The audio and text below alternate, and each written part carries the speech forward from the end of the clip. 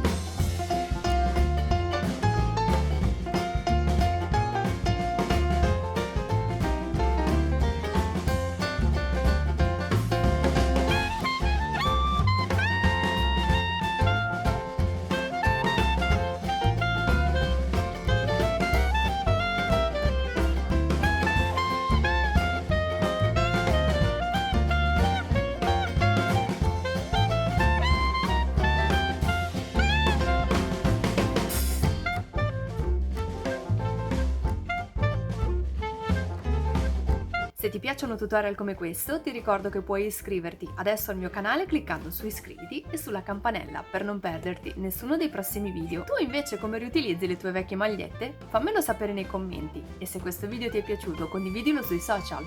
Noi ci vediamo alla prossima. Ciao!